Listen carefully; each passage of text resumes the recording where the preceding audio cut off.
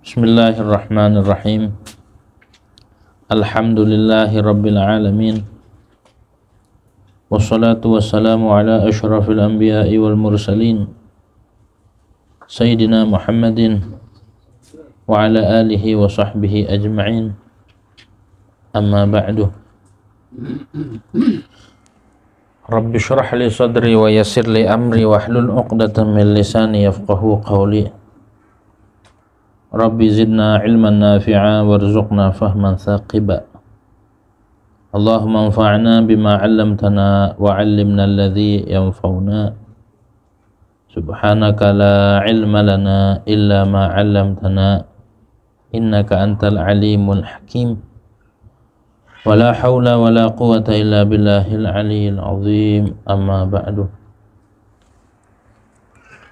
Qala al-muallif rahimahullahu ta'ala wa nafa'ana bihi wa bi barakati ulumihi fid darin amin. Wa bil qadari khairihi wa syarrihi minallahi ta'ala.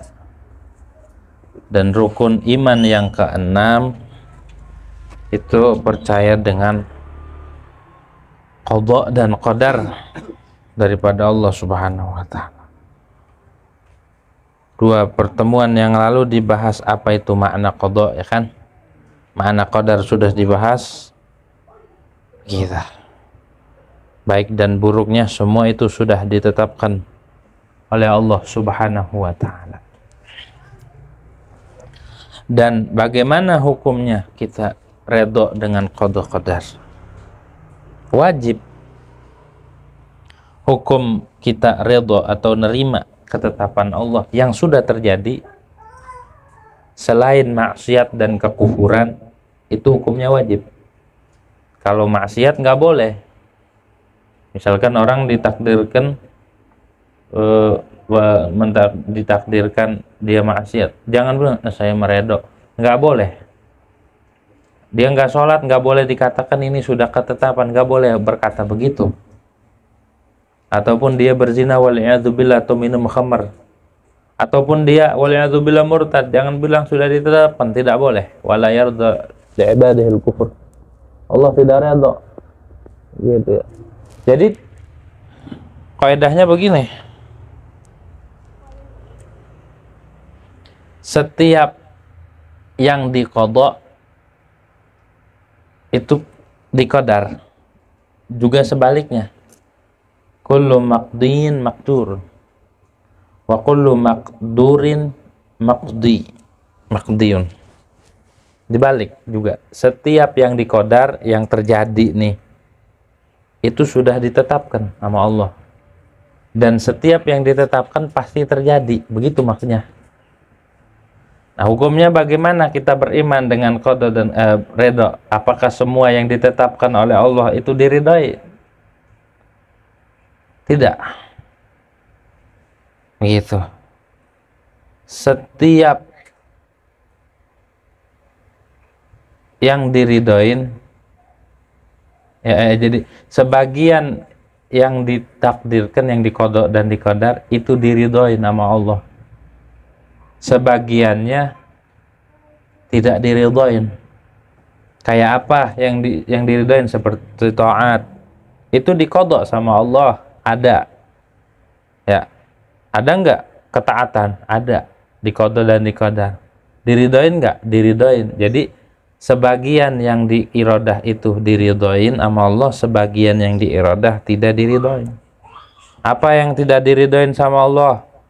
Kebodohan, kekufuran, kemaksiatan, ada terjadi, tapi tidak diridhoin sama Allah.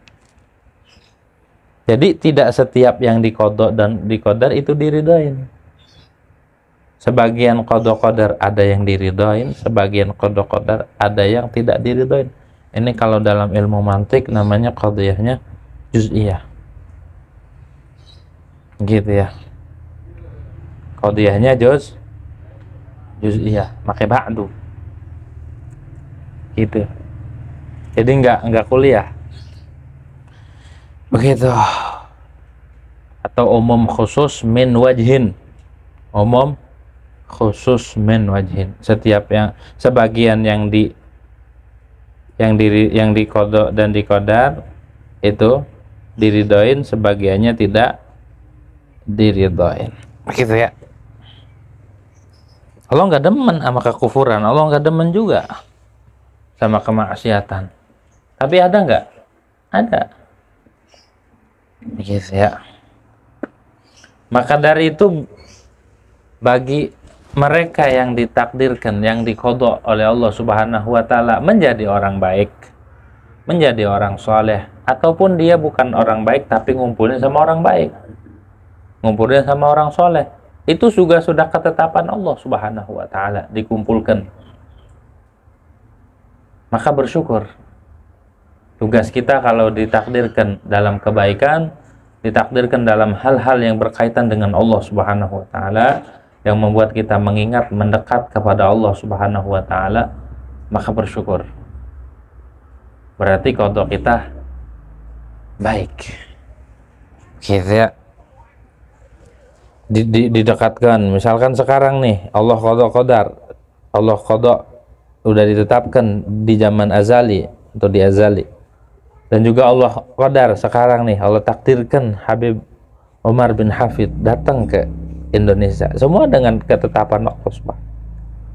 Maka alhamdulillah Indonesia patut bersyukur, khususnya masyarakat Jakarta. Begitu ya. Kenapa? Karena Allah tetapkan dan Allah takdirkan Habib Umar datang ke ini tempat, membawa cahayanya Rasulullah Sallallahu Alaihi Wasallam, membawa ajarannya Rasulullah Sallallahu Alaihi Wasallam. Oh, itu qada yang baik, kudu disyukurin.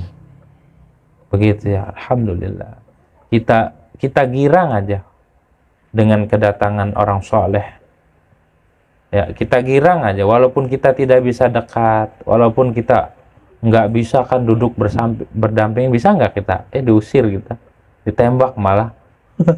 Ini ngapain nih bocah gitu ya.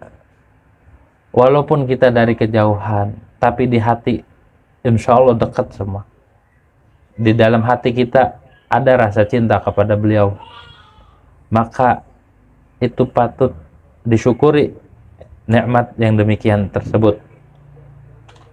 Gitu ya, patut disyukuri. Atau kita bisa salaman, andai kita bisa salaman, walaupun dalam mimpi. Alhamdulillah. Begitu, daripada mimpinya salaman sama gandarua, mending mimpi ketemu sama orang soleh. Begitu tuh ya. Itu tanda berarti ruhaniyah kita terhubung dengan orang-orang soleh gitu. Bersyukur aja gitu ya. Walaupun kita tidak bisa mendekat, tapi rasa itu ada sama Habib Umar. Rasa kita cinta, ta'zim, mahabbah kepada Habib Umar ada. Walaupun kita tidak bisa seperti mereka orang-orang mulia, biarin aja mereka yang mulia, kita begini aja gitu ya. Tapi di hati kita ada kecintaan, jangan sampai ada sedikit aja kebencian, jangan sampai. Tanamkan rasa cinta itu karena mencintai orang soleh, ngefeknya ke anak keturunan dan keluarga. Begitu ya, adem kalau dengan orang soleh, ada ta'aluk namanya. Begitu. Walaupun jauh, walaupun tidak bisa dekat, ya, walaupun tidak bisa bersalaman, alhamdulillah kita masih ada rasa cinta kita kepada dan ta'zim kepada Habib Umar. Daripada dekat, rebut-rebutan salaman, akhirnya tangan Habib Umar keseleo, dosa gitu. Dipelintir-pelintir gitu ya. Udah, ta'zim itu adanya di hati gitu. Ta'zim itu adanya di hati. Kalau kita nyakitin, malah kita dosa gitu ya. Kalau kita ada kesempatan, ya buru-buru salaman. Tapi kalau nggak ada, jangan memaksakan. Kegencet, pingsan, akhirnya misal ya, kegencet gitu, sampai pingsan, malah ngerepotin orang. Mending kalau digotong. Kalau nggak ada yang gotong, ditinggal aja. Anaknya siapa ini habis mabok. Gitu ya. Gitu. Nah, udah ditakdirkan sama Allah. Itu rezeki, itu anugerah batin. Orang dikasih rezeki ilmu, ditakdirkan dapetin ilmu daripada Allah Subhanahu wa ta'ala, bersyukur. Ya, kalau didatangkan ilmu di hati kita, di rohani kita, diberi ilmu sama Allah Subhanahu wa ta'ala, diperkenankan telinga kita mendengarkan akan nasihat, mendengarkan ilmunya Allah, mendengarkan ajarannya Rasulullah sallallahu alaihi wasallam, itu juga patut bersyukur. Patut bersyukur. Karena semuanya sudah kita kumpul sama siapa sudah ditakdirkan. Kita nih kumpul sekarang nih, kita kumpul sama siapa? Sama orang soleh kah? Sama ulama kah? Sama jin kah? Itu sudah ditakdirkan. Allah Subhanahu wa ta'ala firmankan di dalam Al-Qur'an, "Wa ma asaba min musibatin fil ardi aw fi anfusikum illa fi kitabim min qabli an nabra'aha. Inna dzalika 'ala Allahi yasir. Likai la ta'saw 'ala ma fatakum wa la tafrahu 'ala ma atakum. Inna Allaha la yuhibbu man kana mukhtalan fakhura." Allah Subhanahu wa ta'ala katakan, ma asaba min musibatin, tidaklah menimpa satu musibah yang menimpa di bumi nih. Mau kejadian apa, kayak kita kesandung, kena petasan maulid, kan itu musibah, begitu ya. Ketembak, kenapa? Terus kita jatuh dari motor, begitu tuh, itu musibah bukan? Musibah. Ataupun jatuh dari sepeda, itu juga musibah, begitu ya. Ataupun tangannya keiris, itu juga musibah, begitu tuh. Ataupun memesan sesuatu yang tidak sesuai dengan pesanan, sering itu juga musibah. Apapun yang terjadi, nggak ada yang kesalahan. Kalau kita sudah beriman dengan qada qadar, nggak akan nyalahin sesuatu apapun. Atau terjadi banjir bandang, atau terjadi tsunami, atau terjadi gempa, atau terjadi angin puting beliung, atau terjadi mahal, tidak harga ya akan menjadi mahal.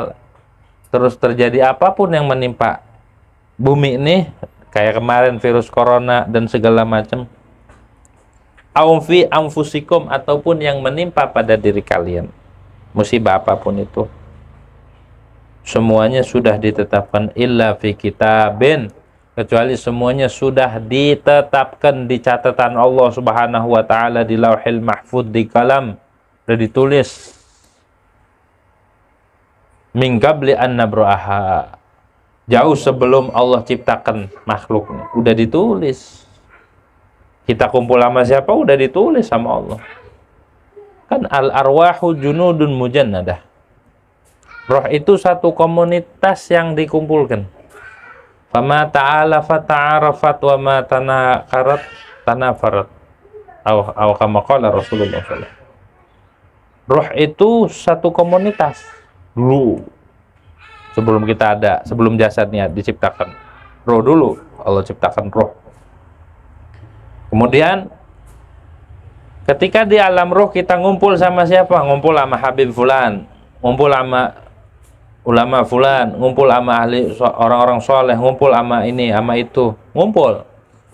Maka di dunia dia akan kenal. Jadi CS nanti, begitu ya. Oh kenal, oh iya ya kenal, begitu. Karena apa? Nggak heran, karena di alam roh kita sudah ditentukan kumpul sama siapa. Wama tanakarat atau wama tanafarat. Kalau di alam rohnya nggak kenal, berjauhan, maka di alam dunia pun begitu. Nggak bakal. Begitu tuh ya. Nggak kumpul. Kalau di alam rohnya dikumpulin, di dunia ketemu. Kalau di alam ruhnya nggak ketemu juga sampai wafat. Ada orang kenal ulama ini tapi di alam dunia nggak sampai berjumpa, nggak bersalaman. Oh berarti di alam ruh kita nggak berjumpa. Walaupun kenal, walaupun tahu. Tapi kalau sudah ditakdirkan sama Allah Subhanahu, dikodok jauh sebelum diciptakan, dia udah ketemu sama ini, ntar begini. Di dunianya kejadian. Jadi nggak usah heran. Apa yang sudah terjadi, apa yang sedang terjadi ini sudah ditentukan oleh Allah Subhanahu wa taala. Jadi sebelum diciptakan sudah diciptakan. Inna dzalika 'alallahi yasir. Sesungguhnya yang demikian itu atas Allah mudah sekali. Begitu ya.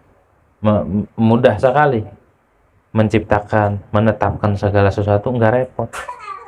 Langit 7 lapis langit, bumi 7 lapis bumi, dan segala alam semesta ini nggak repot, nggak berat sama sekali pada Allah Subhanahu wa taala. Tapi terjadinya musibah, terjadinya bencana, likaila ta'sau ala ma fat. Itu dikatakan oleh Allah bahwa segala sesuatu ini udah ditetapkan, tujuannya agar kalian jangan putus asa atas apa yang luput pada kalian. Gak usah putus asa. Nggak dapat lagi. Saya udah nunggu harus dapat. Gitu ya. Atau kena musibah, jangan putus asa. Pengen yang terbaik, ternyata nggak jadi. Pengen ama ini ama itu, ternyata nggak jadi. La tak soal bapak takut. Kenapa? Karena sudah ditetapkan. Nggak usah sakit hati. Kalau orang udah percaya sama qada qadar, pantang sakit hati. Kalau orang sakit hati, kecewa, berarti dia nggak ada iman sama qada qadarnya, lagi lepas dikit. Imannya lagi goyang. Tapi kalau dia mantep sama qada qadar, cari seharian dianya tahu-tahu nggak dapat, udah ditetapkan yang nggak dapat. Tapi cari dapat, alhamdulillah, berarti ditetapkan dapat. Begitu tuh fungsinya kita ngaji dengan qada dan qadar. Bukan hanya ngaji sebatas di otak doang, enggak. Tapi bagaimana ilmu itu dipraktekkan. Jadi seseorang itu, tindakan seseorang tergantung iman. Ini termasuk qada qadar, termasuk perkara iman bukan? Iman. Orang kalau gelisah, galau, stres, apalagi pokoknya yang membuat pikiran kagak tenang, itu iman yang ada di hati lagi goyang. Begitu, ngefek. Makanya ada orang ya mukmin, ya muslim, tapi kadang lihat keadaannya, ada ngelamun mulu ya kan? Begitu tuh. Kadang ngobrol sama tanaman, sama pohon, ya. Kenapa begitu? Kenapa begitu? Dia nggak terima. Rukun imannya atau kadar iman di hatinya lagi melemah. Tapi kalau dia imannya kuat, rusuh, keyakinan kepada Allahnya lagi naik karena dia ngaji atau ngedengerin nasihat, ataupun dia istiqomah terhadap amal, itu juga ngefek. Orang beramal tuh ngefek ke keyakinan. Gitu ya. Maka naik pula. Lagi nggak punya duit nih, tenang aja. Begitu. Pokoknya mah, kalau ada orang nggak punya duit, tahu-tahu dia garuk-garuk pantat di tembok, itu dia tuh orangnya tuh. Gitu tuh. Emang apa? Gatel katanya. Bukan babi ngepet. Gitu ya. Jadi kebanyakan orang sekarang nih, kebanyakan orang putus asa, bunuh diri, padahal mah takut gitu. mau gantung diri takut ya. Mau terjun dari jembatan takut sebenarnya mah. Itu kenapa banyak orang depresi, stres dan segala macam. Faktornya adalah keyakinan. Ngaji tauhidnya nggak lulus, ngaji tauhidnya kurang rapih, hingga akhirnya gampang nyalain orang, gampang putus asa, gampang putus. Bahkan di Quran udah disebutin tuh, ngaji Quran mah hatam, tapi untuk praktek, ngambek gitu ya, pagar orang dijebol kalau udah ngambek. Gitu ya. Apa tuh yang keluar cahaya dari matanya? Iron Man ya? Nah itu kalau lagi marah begitu rungkat semua. Gitu ya. Tapi kalau orang sudah mantap rukun iman yang keenamnya, intinya sudah mantap imannya, tenang aja, mau kayak gimana juga biasa udah. Begitu kan? Tabrakan di jalanan, gubrak, senyum aja deh. Kan ada tuh orang berantem sampai di belakang klakson tanting tuh.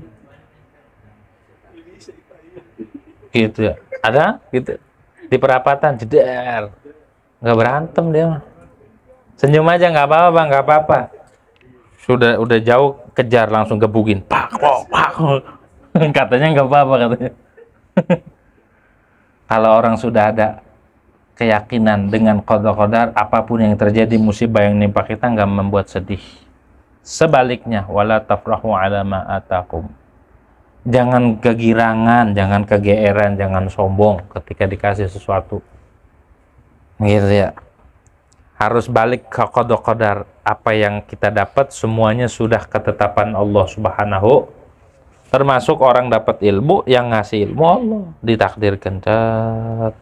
Kalau orang lagi lupa dengan iman terhadap qada qadar kan dia nyombong. Nah, gua tuh belajarnya begini-begini tuh bacain manaqib sendiri rupanya. Begitu. Begitu ya. Tapi kalau orang sudah beriman dengan qada qadar, ya saya begini emang Allah udah kasih, emang ditetapin begini. Ini juga begitu tuh. Balik lagi. Ketika dikasih harta pun sama Allah, dikasih rezeki yang banyak, nggak lupa sama Allah. Semua itu sudah ditetapkan sama Allah Subhanahu. Resep kalau orang itu memahami isi Al-Quran, begitu ya. Ada penyakit, ada derita, ada musibah, nggak sakit. Karena Imam Ibnu Athaillah katakan, al-man'u minallahi ta'ala ihsanun. Sebelumnya ada kata-kata gini, al-man'u minal khalqi hirmanun. Penolakan yang datangnya dari makhluk, ya kita dipahitin, terus juga disakitin sama makhluk, ditolak, digagalkan, dikecewakan. Kalau dari makhluk datangnya hirmanun, itu satu halangan, satu kegagalan. Gitu ya, Herman. Tapi kalau penolakan itu datangnya dari Allah, wal man'u minallahi ta'ala ihsanun, itu bentuk kasih sayang Allah, itu bentuk kebaikan Allah kepada kita. Kalau kita digagalkan pengen ini ternyata nggak dapat, kalau balik lagi ke Allah, oh itu sebenarnya ihsan.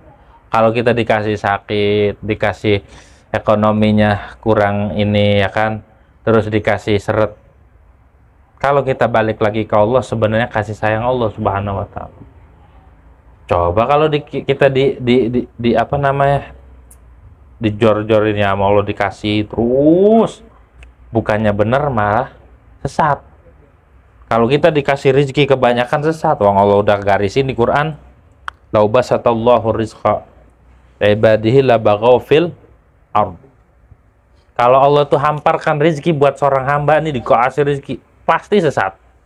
Allah yang netepin tuh labaghaw fil ardi, pasti mereka berbuat dolim, pasti mereka sesat, pasti ketutup nanti.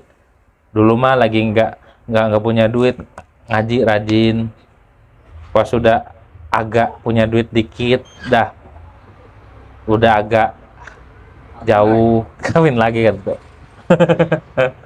Begitu ya, udah punya duit, liburannya udah makin jauh. Begitu tuh. Wong kitanya kagak punya kontrol, kagak punya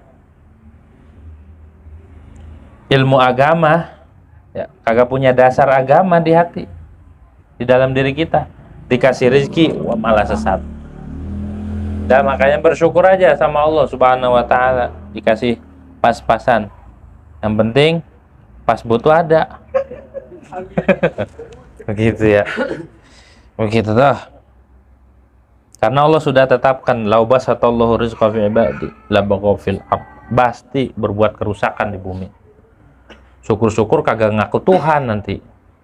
Ngaku Tuhan repot. Itu ya. Alhamdulillah aja. Air juga kalau kebanyakan banjir, bener nggak? Minta air kebanyakan banjir. Kalau kurang seret. Udahlah yang pas aja.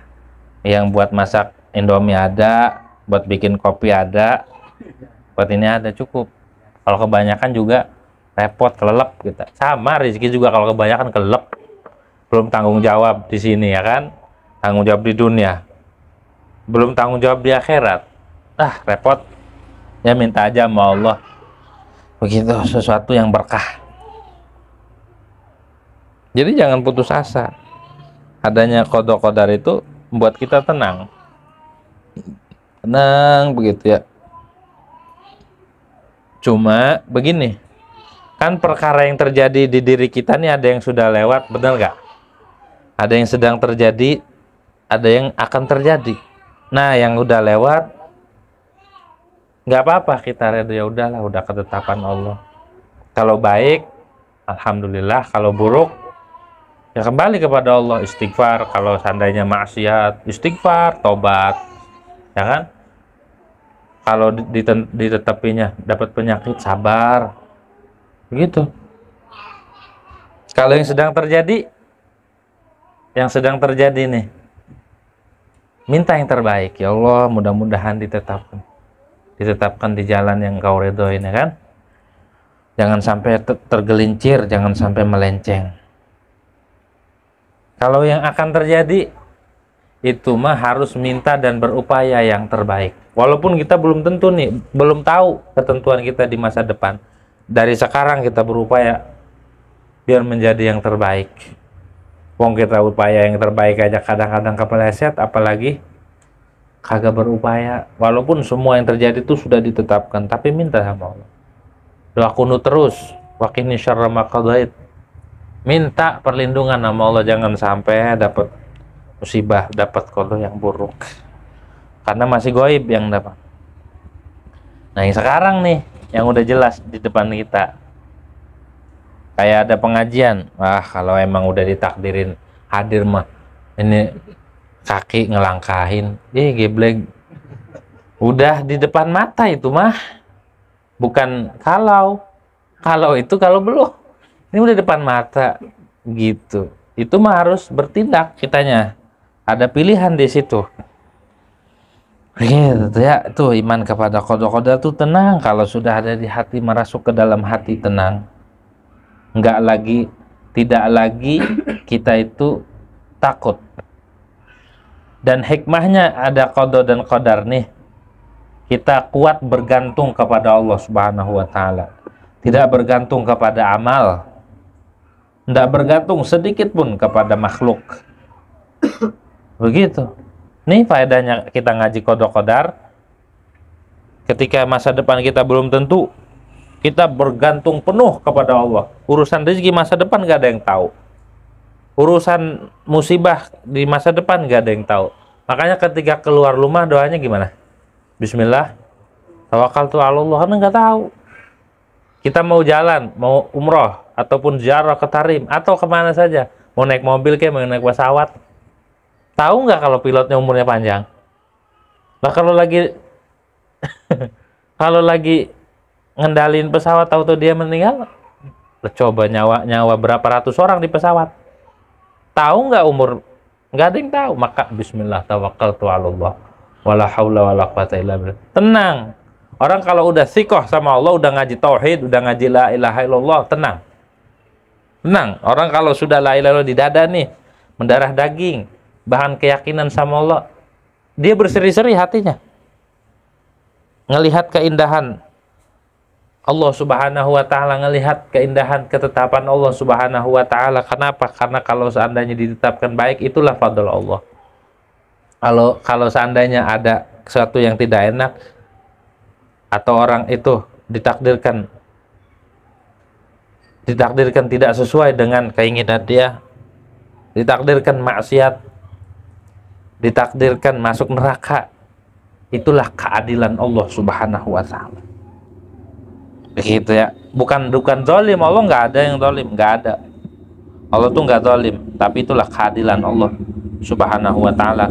Orang maksiat masuk neraka, orang taat masuk surga. Kalau masuk surga itu fadl Allah, kalau masuk neraka itu keadilan Allah Subhanahu wa taala. Makanya jangan coba-coba, begini kan juga sudah ditetapin. Ya udah, kalau Allah tetapin di neraka, ente juga bilang begitu. Oh enggak kan? Makanya kita juga minta sama Allah, ya Allah, mudah-mudahan kita dikasih taufik buat taat, istiqomah sama taat begitu. Jangan ngandelin takdir. Ngandelin takdir itu bid'ah. Tahu nggak? Ada orang percaya sama takdir, ada ngandelin takdir. Beriman dengan qada qadar wajib hukumnya. Kalau nggak percaya kufur. Tapi ngandelin takdir, maksudnya ngandelin itu takdir dijadikan hujjah, dijadikan buat alasan, itu bid'ah kata Sayyidina Ali. Gini kan udah ditetapin nama Allah.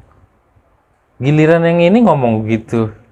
Ada orang kagak sholat apa bang, sembayang. Kan tuh dosanya dia lebih gede ngomong begitu ketimbang gak sembayangnya. Makanya jangan coba-coba kalau nggak ngaji tauhid, jangan coba-coba main-main takdir. Ngomong-ngomong begitu. Kalau ngaji tauhid baru tuh. Kan udah disebutin kemarin di bab yang dua minggu yang lalu disebutin. Kalau sesuatu yang kurang baik sandarkan diri kita, udah dia disebutin di sini. Kalau yang bagus sandarkan kepada Allah. Itu adab. Gitu ya. Adab.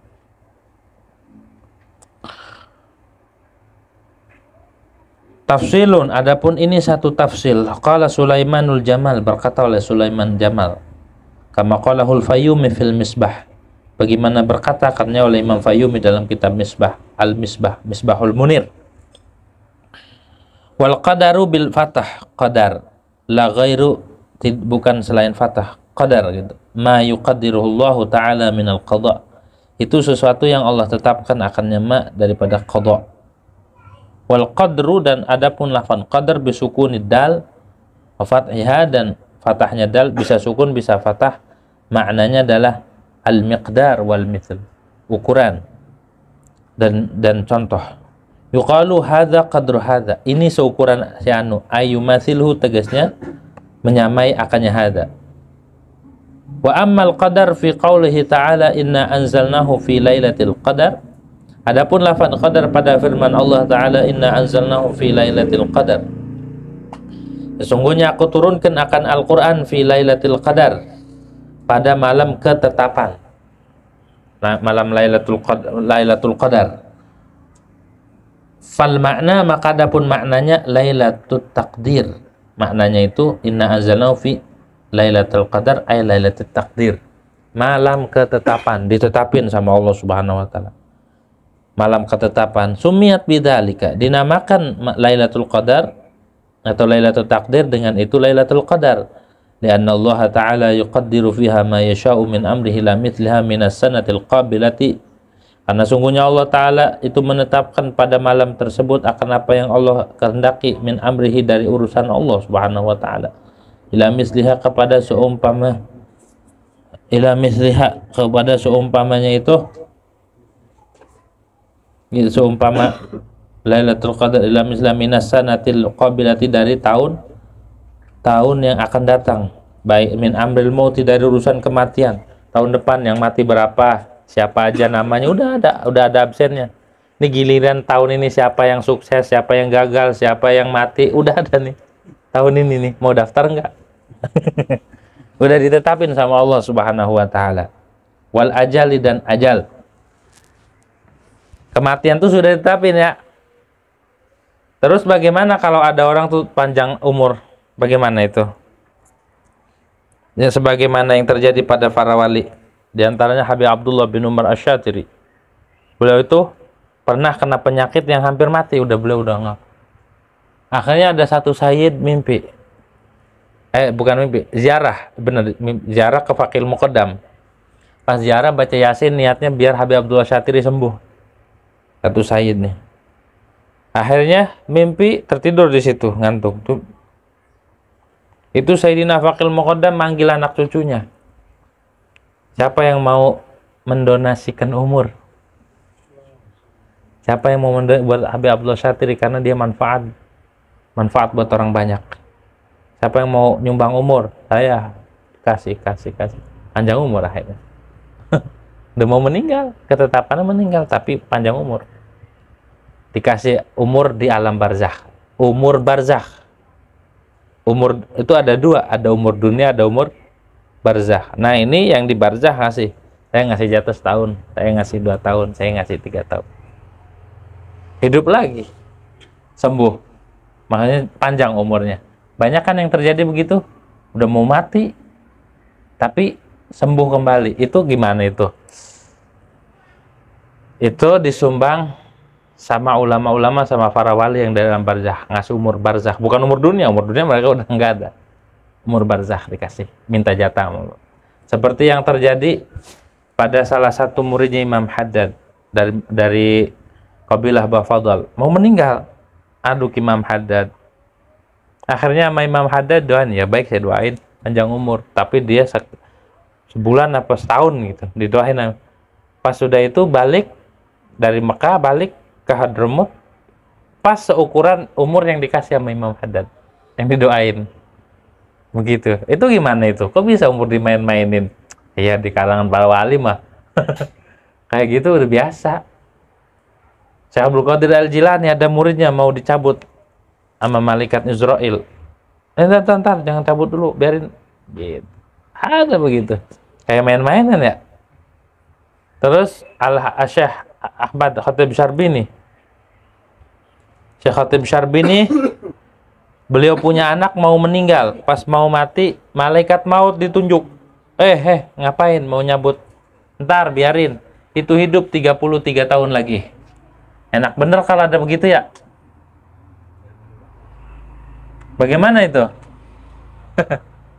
Kalau ada orang kayak gitu tuh boleh tuh dicari tuh buat orang yang meninggal. Kalau kita begitu, kata malaikat mau nantangin anak, jadi makin cepet, ya kan? Malah yang ditarik yang nunjuk-nunjuk. Kalau kita begitu tuh nunjuk, mau ngapain malaikat? Menyambut dia, mentunjuk-tunjuk baik kata malaikat, cabut juga kita kan? Kalau para wali enggak. Para wali itu lahum ma yasha'una 'inda rabbihim. Mereka memiliki sesuatu karamah. Apa? Lahum ma yasha'una 'inda rabbihim. Apa yang mereka inginin diturutin sama Allah. Ini umurnya panjang. Begitu ya. Ini panjang. Begitu. Para wali mau udah aneh. Tapi nggak aneh karena kekasih Allah. Seperti yang terjadi pada ini dalam satu riwayat Syekh Abu Bakar Al-Adni Al-Adrus. Ada orang dipotong kemaluannya sama bininya. Dipotong. Hilang kan? Hilang mahkotanya. Hilang senjatanya. Akhirnya ngada sama Habib, saya begini. Udah, ambil kayu siwak. Ya ambil. Ente mojok situ, pasang jadi lagi. Coba kalau ada zaman sekarang. Milih yang gede. Begitu ya. Iya kalau jadi, kalau kagak begitu tuh. Tuh orang wali-wali begitu kadang. Ada orang yang kagak punya anak doain Al Habib Ahmad bin Hasan Al-Attas, doain kakeknya Said Muhammad bin Alwi bin Abbas ya. Ngedoain Said Abbas. Doain biar punya anak laki-laki. Didoain. Pokoknya caranya itu nggak masuk akal. Tapi begitulah ketetapan Allah. Sebenarnya mau Allah juga yang nakdirin. Allah juga yang netepin. Allah juga yang nyiptain. Cuma seolah-olah lewat tangan mereka, padahal murni Allah yang melakukan. Wallahu khalaqakum wa ma ta'malun. Amal kita itu Allah juga yang tetapkan, yang ciptakan. Begitulah para aulia mah. Gitu ya, gitu. Yang begitu aja bisa berubah.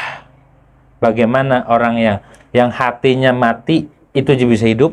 orang yang tadinya bajingan dekat jadi orang soleh, tobat, begitu tuh. Itu perihalnya para aulia. Karena Allah menampakkan akan indahnya perbuatan Allah lewat tangan mereka. Padahal mau Allah juga. Begitu ya. Cuma halus caranya. Bekerja lewat tangan mereka. Begitu tuh ya. Ada orang yang datang ke rumah Habib, siapa? Habib yang bisa ngeluarin duit. Habib Ja'far bin Ahmad Al-Idrus ya. Habib Ja'far, muridnya Habib Abdullah Syatiri, gurunya Habib Salim, gurunya Habib Hasan juga, Habib Ja'far. Anaknya di Malaysia di Johor, Habib Ali bin Ja'far Al-Idrus, Wali Kutub zamannya. Habib Abdul Qadir juga ngaji sama Habib Ja'far. Itu beliau bisa ngeluarin duit dari sejadah. Ada orang, Habib saya minta duit, kasih sama Habib, Habib kasih sama Habib. Satu ketika ada orang tuanya guru kita, Habib Muhammad namanya, Al-Idrus. Habib Ja'far lagi ke kamar mandi, dilihat dari sejadahnya dibuka, diintip kagak ada apa-apa.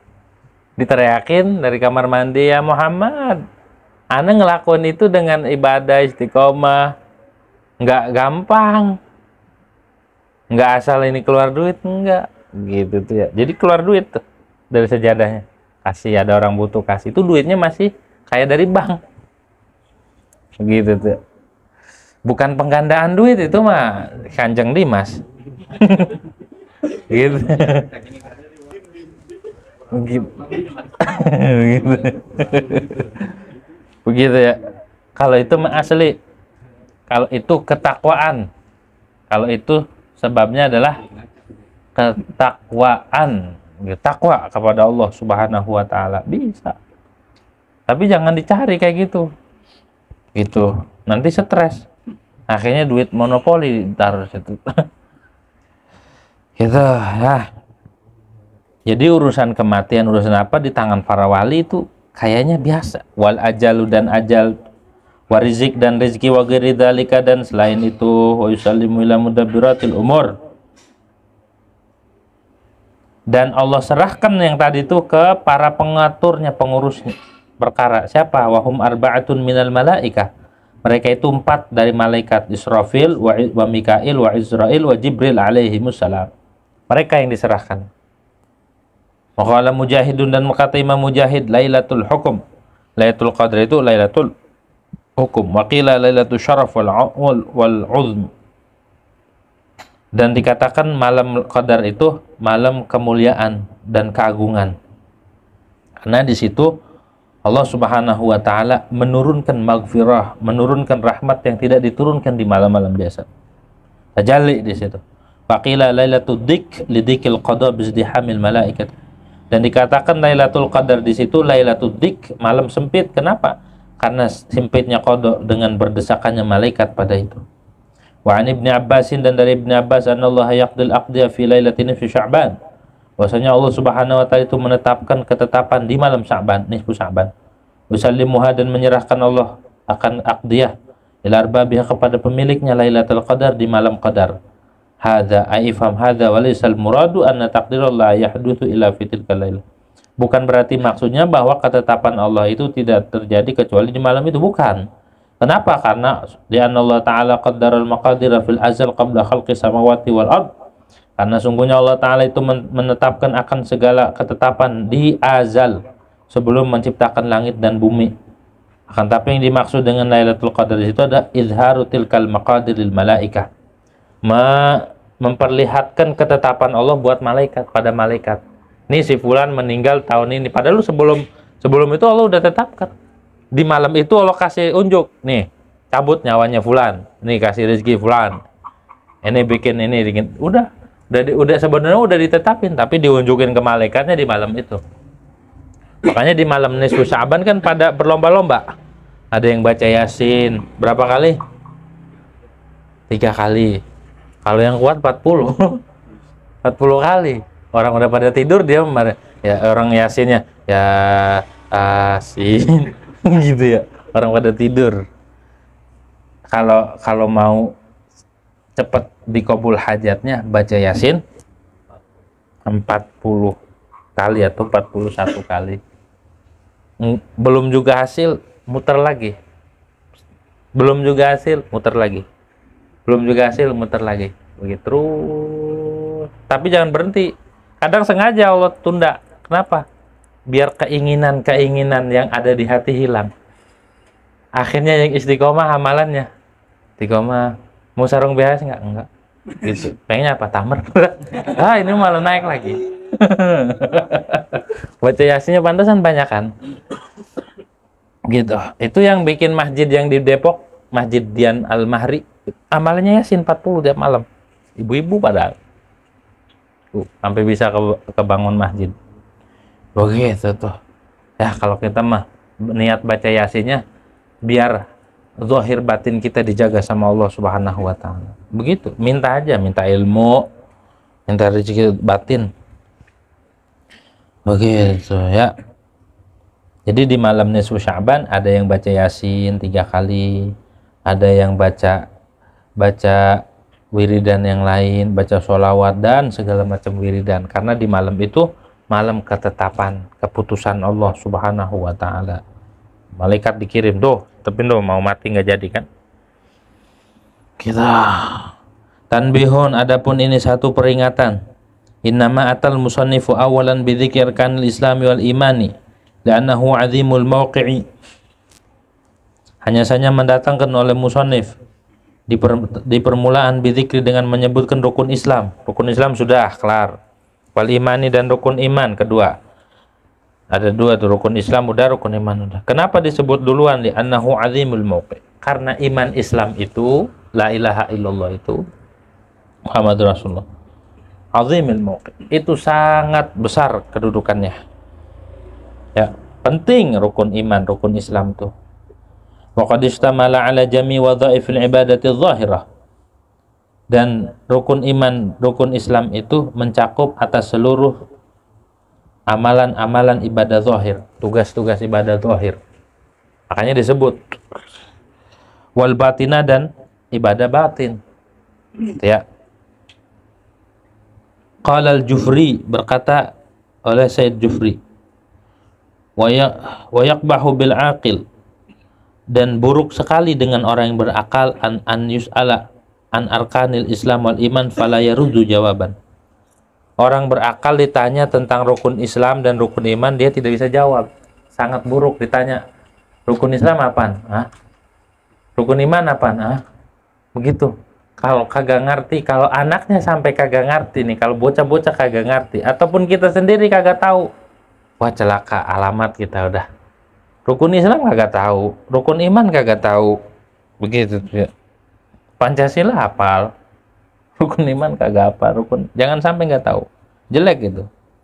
Wa huwa yaz'umu annahu muslimun, dia mengklaim, dia menduga bahwa dirinya muslim, tapi nggak tahu tentang rukun Islam, apalagi tentang isinya, tentang sholat, tentang makna syahadat, tentang makna sholat, tentang sholat, puasa, haji, zakat dan lain sebagainya. Rukun iman ditanya satu-satu, iman kepada Allah, sifat wajib, nggak ngerti, jelek sekali.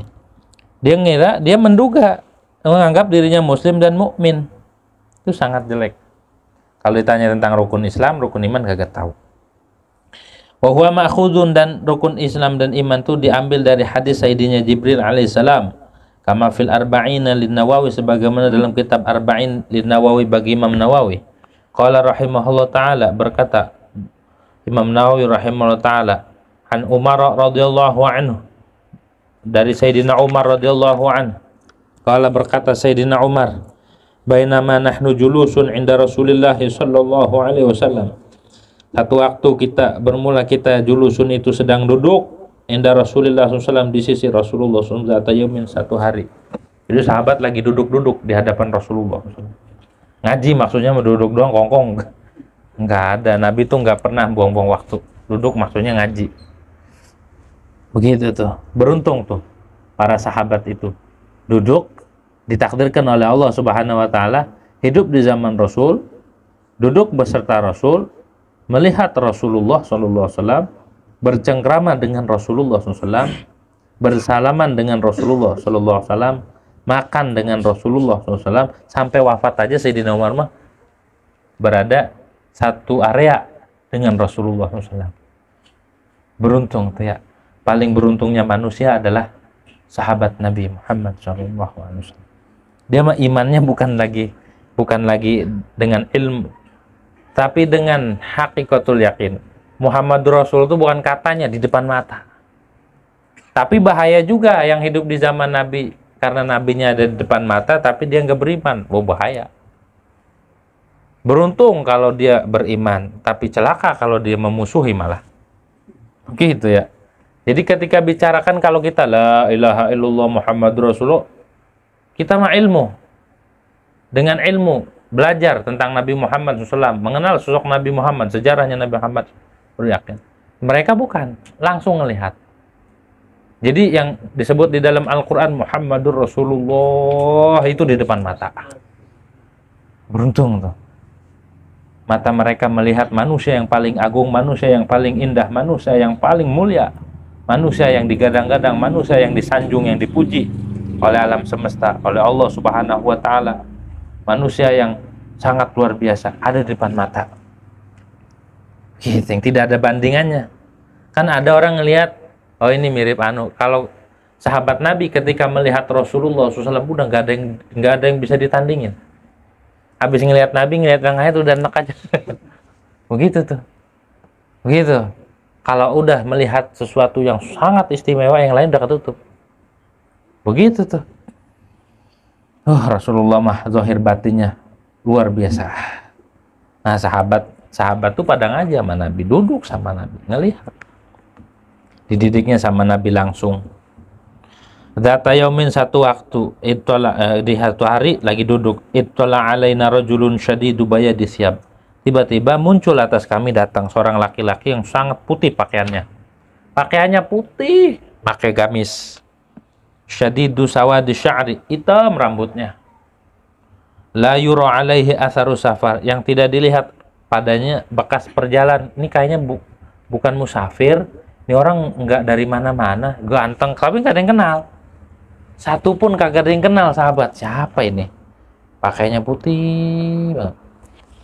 Makanya di dalam kitab Al-Majalis Susaniyah diterangkan adab kita mau ngaji itu pakai pakaian yang rapi, gitu ya, yang bagus, rapi, jangan compang-camping, jangan baju ketek udah berbolong mah dipakai, gitu ya, sarungnya udah butut, ganti, gitu. Kalau mau ngaji mah pakaiannya khusus, rapi, begitu. La yura alaihi asar, wala ya'rifuhu minna ahadun, satu pun gak ada yang kenal dan tidak mengenal akan dia dari kita oleh salah satu dari kita, nggak ada yang kenal satupun. Hatta jalasa ilan Nabi sallallahu alaihi wasallam, sehingga dia duduk ke Nabi sallallahu alaihi wasallam, duduk ke depan, maju di depan Nabi. Fasnada rukbatayhi ila rukbat, maka dia menyandarkan akan dua dengkulnya ke dengkul Nabi, ditempelin. Adab, begitu ya, adabnya tuh malaikat Jibril kepada Rasulullah SAW. Malaikat Jibril aja beradab sama Rasul. Malaikat Jibril pas tahu hakikatnya Nabi, kicap langsung. Di dalam kitab Nurul Uyun diterangkan, ketika Rasulullah SAW bertanya kepada malaikat Jibril, ya Jibril kam umruk, ya Jibril umurmu berapa? Tanya.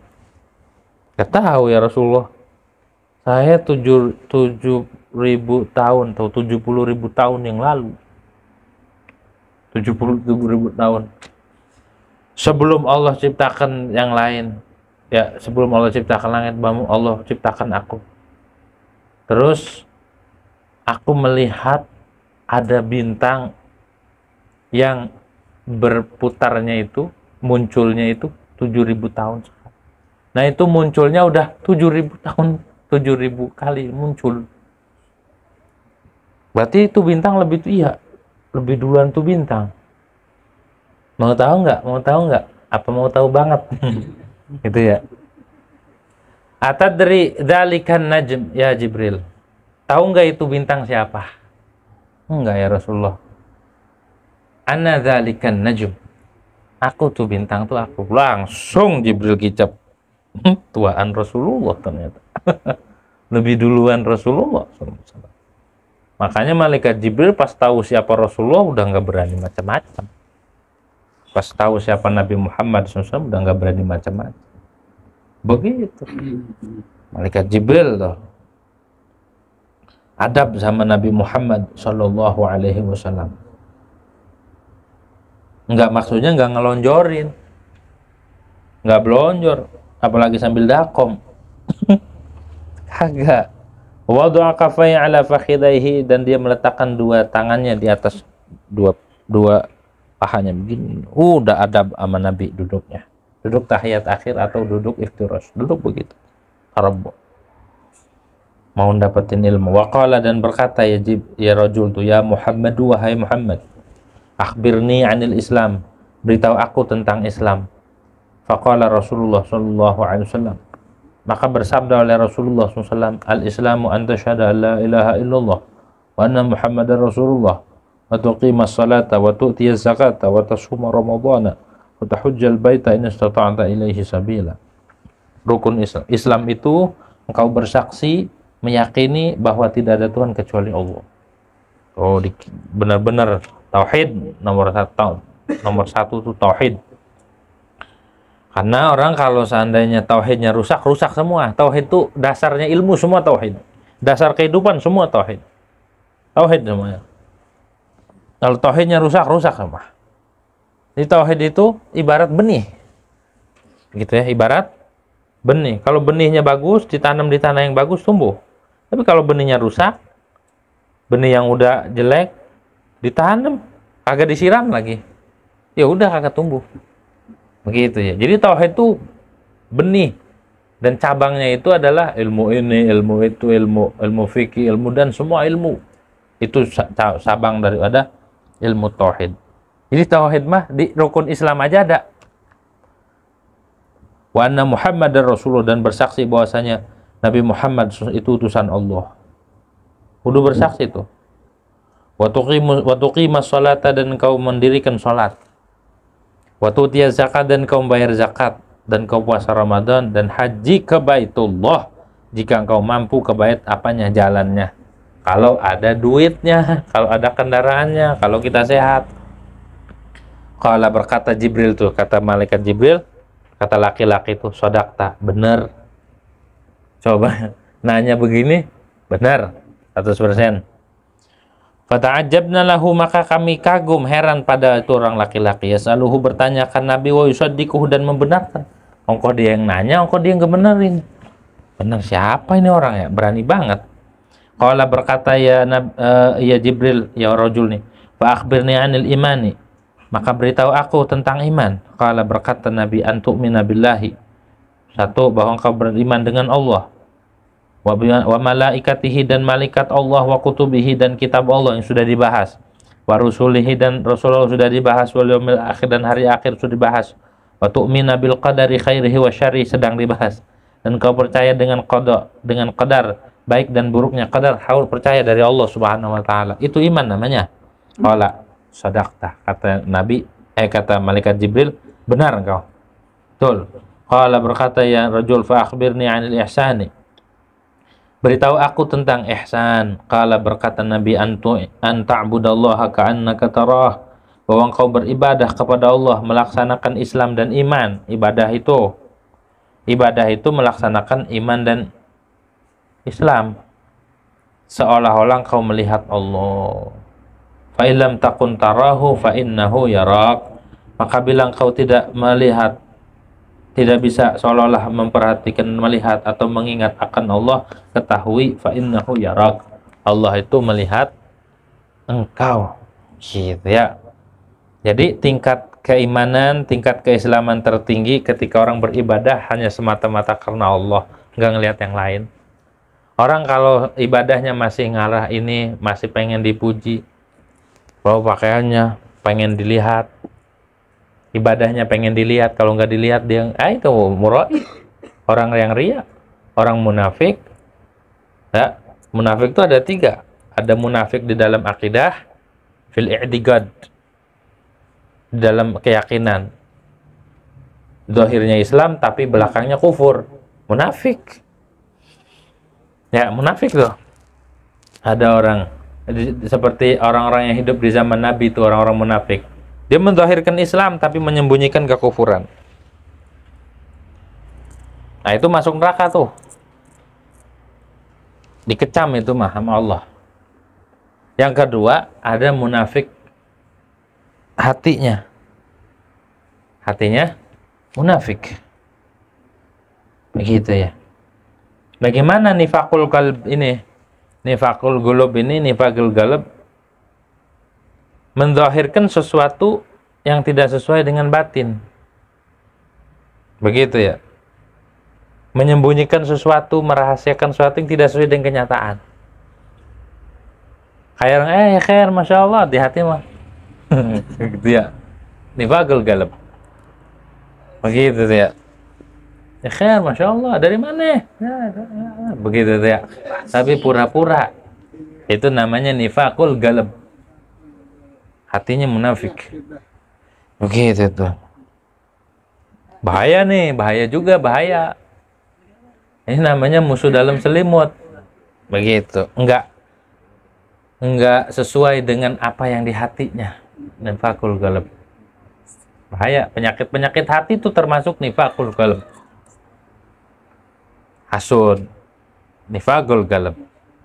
Marah, dendam, emosi, hikid, dan segala macam yang ada di hati. Emosi.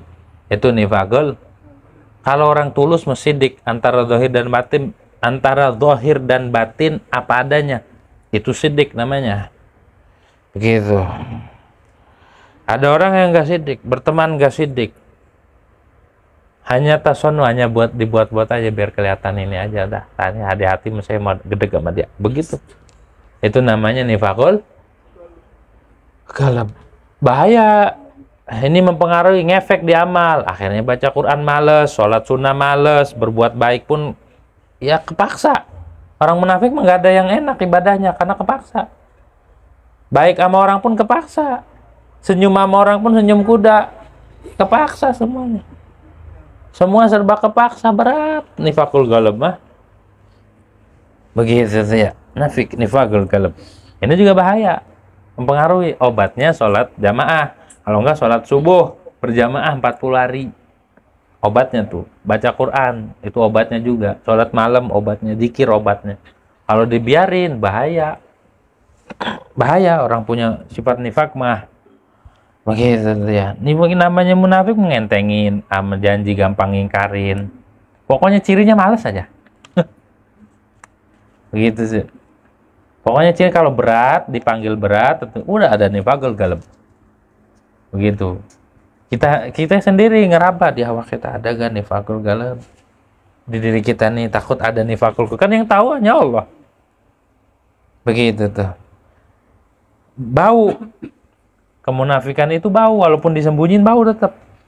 Begitu tuh, bau. Kecium, kelihat sama orang-orang yang memiliki basirah, mata hati yang tajam, kelihat. Begitu ya, munafikul qalb, nifakul qalb maka lihat. Baik di depan, di belakang enggak baik.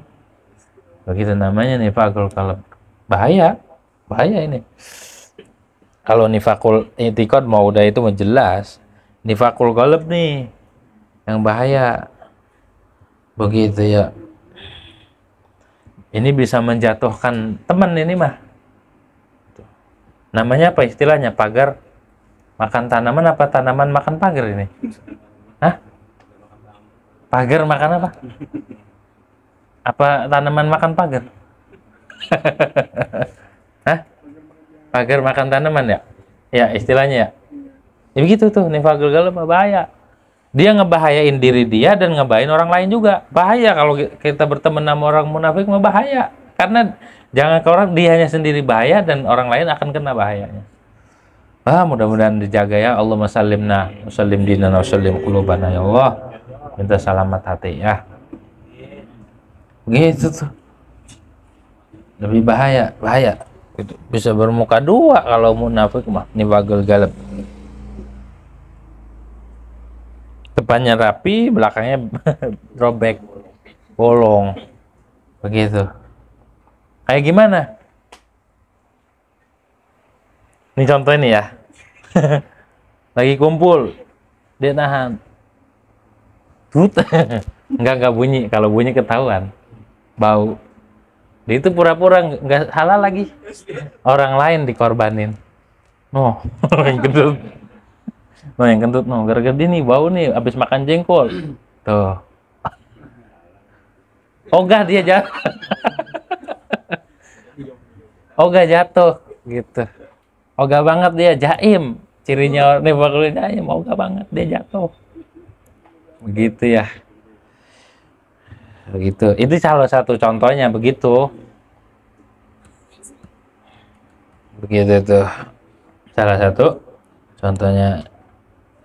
Tuh. Nifakul ghalab ada sifat hasud, nggak demen sama orang yang dapat nikmat, nggak demen. Panas, beringsangan. Hati-hati itu ya. Ada yang ketiga, nifakul amal. Amal yang didohirin yang bagus-bagusnya aja depan orang, ya kan? Sholawatan, orangnya banyak sampai merem-merem, wah ya. Pas disuruh sendiri mah suruh sholawatan ogah. Depan orang sholatnya rajin, sholat sunnahnya, wow, ya kan? Rapih depan orang, belakang memplik gitu men. Itu namanya nifakul amal. Amal yang ditampilkan dengan amal yang disembunyiin beda. Kalau tadi kan hati, ini amal. Depan orang Allahu Akbar, gitu ya, seolah-olah khusyuk. Jalannya pun nggak pernah nengok. Ya, depan orang merapi banget. Nah, depan orang rajin, di belakang males. Amalan yang paling hebat, yang top itu amalan ketika sendiri dia sama Allah doang. Yang orang kagak ada yang tahu. Tuh, orang sidik mah begitu ya. Tapi kalau yang dibuat-buat mah amalannya di depan orang, Masya Allah, kelihatan bolak-balik ke musola, ke masjid. Pengen dilihat. Gitu, action. Begitu ya. Sana sini hadir, ke sana sini hadir. Gitu ya. Seolah-olah rajin padahal di belakang kagak. Pokoknya intinya kalau pengen tahu asli orang itu soleh enggak, waktu sendiri. Jadi awas tuh, kalau nifakul intiqad insya Allah kita enggak ada yang kufur ya kan. Ini yang dua nih. Cirinya kata Imam Khatib Syarbini, berat. Orang kalau ada nifakul ghalab ngetesnya itu berat melakukan ibadah-ibadah sunnah. Berat baca Quran, berat ngelakuin sholat sunnah, sholat duha. Kalau sholat wajib mau wajib, itu mah kalau ditinggal mah itu orang gila namanya. Ini mah amalan-amalan sunnah tuh berat di dirinya. Nah itu di hatinya ada berjamaah susah, ini susah, begitu tuh. Ini buat diri kita masing-masing itu ngetes ada enggak ini. Ada enggak di diri kita ini ada penyakit nifakul ghalab sama nifakul amal enggak? Begitu tuh. Ngeri kan? Ngeri. Kalau dulu ada dokternya. Kalau dulu mah ada mursyid namanya. Sekarang ada. Tapi kata ulama termasuk disebutin di dalam Majmu' kalamnya Habib Abdurrahman Balfaqih Alamatud Dunya. Kalau kita ketiadaan seorang mursyid, ketiadaan orang yang membimbing batin kita, maka cukup dengan membaca kitabnya orang ulama-ulama salaf, kalam-kalamnya salaf, karena itu bisa melembutkan hati. Kitabnya Imamul Ghazali, kitab Ihya, itu bisa ngelembutin hati. Dan kitab-kitab Imam Ibn Athaillah, kitabnya Imam Haddad, kitab ulama-ulama yang ahlillah. Kalau kita nggak menjumpai mereka, minimal kitabnya kita dengerin nasihatnya. Itu karena bisa masuk ke dalam hati. Karena kalau mereka tulus, kalau mereka ada cahayanya, kalau mereka ada nurnya, kalau mereka ada rohnya, masuk ke dalam hati kita. Mereka ngarang kitab Ikhlas. Begitu tuh. Masuk tuh. Masuk ke penyakit-penyakit yang kayak apa kalau kita disuntik tuh, diinjeksi, divaksin. Itu obat penjalat. Nah, sama hati kita juga butuh vaksinasi, vaksin sama kalam-kalam ulama salaf. Gitu ya. Obatnya ngaji ihya. Ngaji ihya obatnya. Sama sholat berjamaah enggak ketinggalan takbiratul ihram pertama sama imam. Kalau ketinggalan gimana? Aduh, ketinggalan lagi, imamnya sih terlalu cepat. Jangan nyalain imam, jangan nyalain orang. Bisa kok kita ambil teman. Ini jamaah mana? Berdua, Allah. Penting berjamaah 40 hari. Obatnya berjamaah 40 hari. 5 waktu. Likulli syai'in safwah wa safwatus sholati takbiratul ula ma'al imam, kata Nabi. Segala sesuatu itu ada intisarinya. Ya, ada pilihannya. Dan sofwahnya sholat itu adalah pilihan. Intisari di dalam sholat itu takbiratul ihram beserta imam. Takbiratul ihram pertama tuh. Itu ngobatin kemunafikan. 40 hari tapi minimal. Begitu. Ada yang bilang sampai Al-Fatihah, ada yang bilang sampai ruku. Kalau imam udah syara' fi ta'awudz dah. Yang penting imam pas Allahu Akbar belum baca ta'awudz, belum baca, masih dapetin. Gitu. Jangan diteriakin, ntar dulu imam. Saya belum dapat. Gitu ya. Akhirnya didoain imamnya. Sama imam begitu deh. Gitu ya. Jadi biar ihsan, iman kita biar ihsan, biar gabung. Jadi kalau kita ibadahnya masih bukan karena Allah, belum ihsan. Qala berkata, ya Jibril, fa akhbirni an saati, maka beritahu aku tentang hari kiamat. Qala berkata Nabi, mal mas'ulu anha bi a'lami minas sa'il. Tidaklah yang ditanya tentang hari kiamat itu lebih tahu daripada yang nanya. Enggak tahu. Qala berkata, ya Jibril, fa akhbirni an amaratiha, maka beritahu aku tentang ciri-ciri kiamat. Qala berkata Nabi, antalidal amatu rabbataha, melahirkan seorang amat akan tuannya. Wa antaral hufata, dan bahwa kau melihat akan orang yang nyeker, al-urata yang telanjang, al-alata yang fakir, ru'a asyah yang mengangon kambing, yatatawaluna fil bunyan, mereka bertinggi-tinggi di dalam bangunan. Bikin gedung pencakar langit, itu ciri kiamat. Udah enggak? Ada kan sekarang terjadi? Jadi itu yang bikin aslinya orang Baduy itu. Dulunya keturunan orang Baduy, raja-raja Emirat dan segala macam pendatang. Akhirnya apa? Mereka jadi penguasa. Sumantala kemudian pergi tuh laki-laki. Fala bisa malia. Maka diam sejenak, sumakala kemudian berkata Nabi, ya Umar, atadri manisailu. Tahu nggak siapa yang nanya tadi? Ditanya. Qultu, aku katakan Allah wa rasuluhu a'lam. Allah dan Rasulnya yang lebih tahu dah, yang tahu. Qala berkata Nabi, fa innahu Jibrilu atakum yu'allimukum dinakum. Itu Jibril tadi tuh. Malaikat Jibril di zaman Nabi nampak. Orang-orang langit di zaman Nabi pada turun pengen ngelihat Nabi, pengen kumpul sama Nabi. Malaikat Jibril rela turun ke bumi karena pengen berjumpa dengan Rasulullah. Rawahu Muslimun, meriwayatkan akan hadis oleh Imam Muslim. Qauluhu wa wada'a kaffaihi ala fakhidaihi. Ucapan Sayyidina Umar, wa wada'a kaffaihi ala fakhidaihi, ay wada'a ar-rajul kaffaihi ala fakhidaihi. Tegasnya meletakkan laki-laki akan dua telapak tangannya di atas paha Nabi. Diletakin. Ditanya, mau nanya. Wa fa'ala dzalika lil istinasi, dan melakukan Jibril akan yang demikian lil istinas, karena biar nyaman, biar tenang.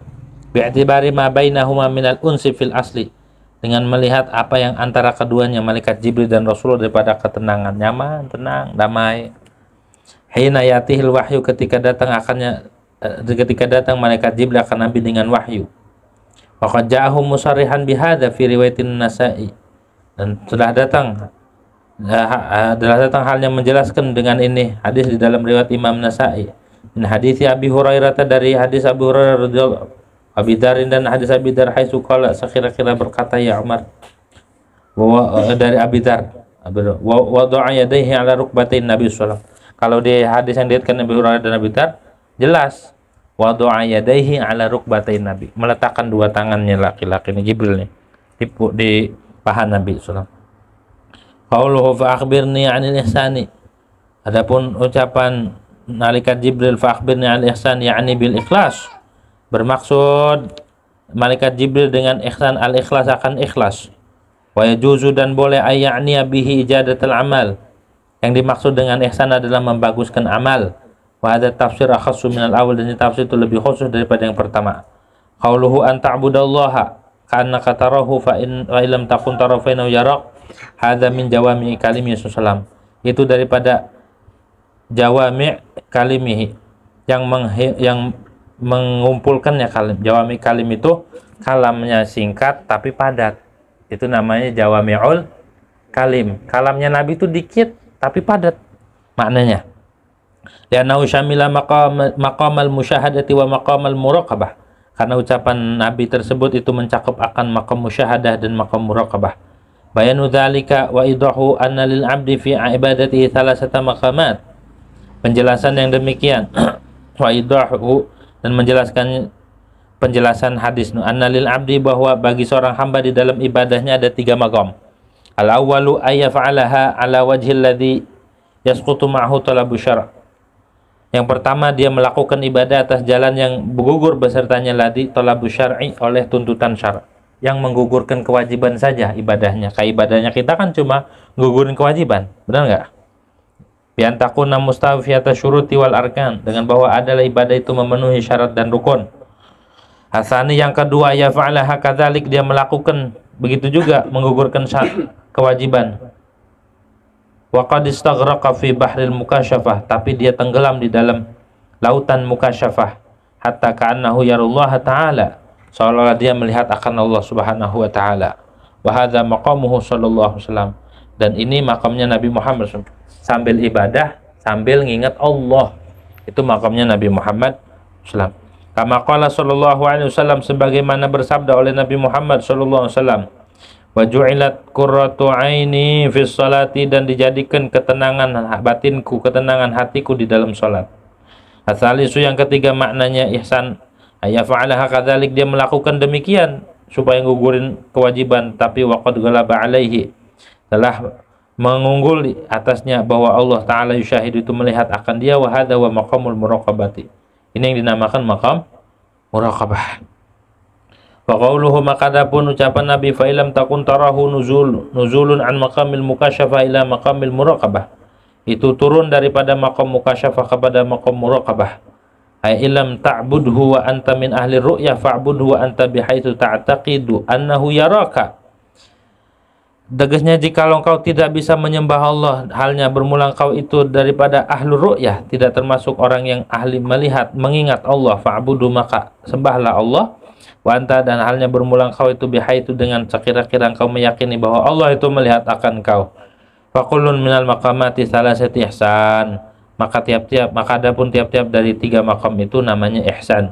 Illa annal ihsan, kecuali bahwanya ihsan alladzi wa syartun fi sihhatil ibadah, yang mana ihsan itu adalah syarat dalam sahnya ibadah. Innama huwal awwalu, itu yang pertama, yang menggugurkan syarat, dan jadi ibadahnya menggugurkan kewajiban. Ibadah yang memenuhi syarat dan rukun itu ihsan nomor pertama. Innama wal awli annal ihsan alladhi wa fil akhir min sifatil khawasi wa ta'adzaru min katsirin, karena makna yang kedua dan ketiga itu mah min sifatil khawas, dari sifatnya ulama-ulama atau orang-orang khusus, dan sulit kebanyakan orang melakukan yang 2 terakhir. Banyakan kita ibadahnya hanya di pertama saja, menggugurkan kewajiban. Qauluhu fa akhbirni wallahu a'lam bishawab. Al-Fatihah.